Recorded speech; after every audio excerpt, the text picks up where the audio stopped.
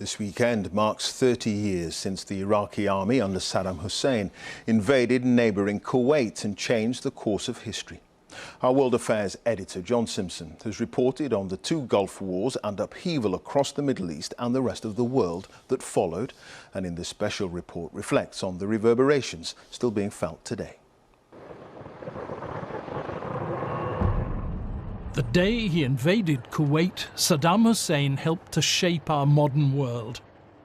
He was a ruthless dictator. He used savage methods against his own people, including gassing 5,000 Iraqi Kurds at Halabja.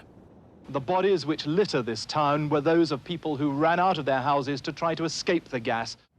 By 1990, Iraq was bankrupt. Saddam appealed to neighbouring Kuwait for financial help, but they turned him down insultingly. In a fury, he ordered his generals to invade.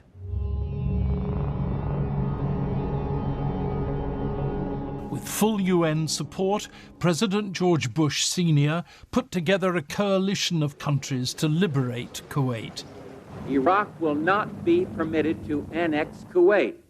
And that's not a threat, it's not a boast, it's just the way it's going to be. The coalition took only 100 hours to destroy the Iraqi forces in Kuwait. At the moment, we're waiting for the American bombers to come. All the firing that's going on, and there's a great deal of it, is just pretty wildly up in the air. But they stopped short of invading Iraq itself. Kuwait is once more in the hands of Kuwaitis. The elder President Bush was a very wise man and very well versed in international matters, and he would have realized that if he had gone to Baghdad, that would have been the easy part. It was what you then do when you've got rid of a government and created a political vacuum. Slowly and with immense brutality, Saddam Hussein re-established his power in Iraq. Well, this looks like it is some sort of a concerted. In 2001, Osama bin Laden ordered the 9/11 attacks. Saddam Hussein wasn't involved, but the new President Bush gave the impression he had been. America went after Saddam as well as bin Laden.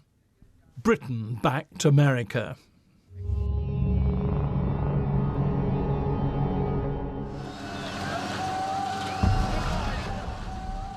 Saddam was quickly overthrown, but there were no weapons of mass destruction.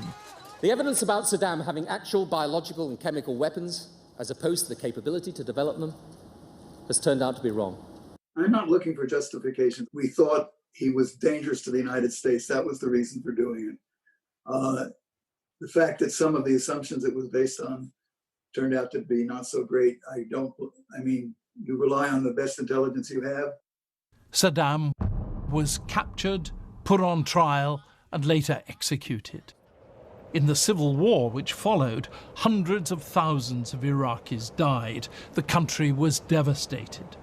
Saddam Hussein's invasion of Kuwait unleashed a series of domino effect events that the world is still dealing with until today, such as the rise of Al-Qaeda and, of course, following that, the rise of ISIS and continued devastation in Iraq and the Middle East as a whole.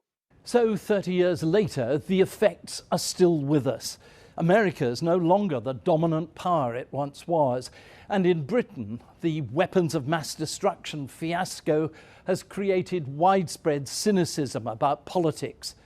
Saddam haunts us to this day. John Simpson, BBC News.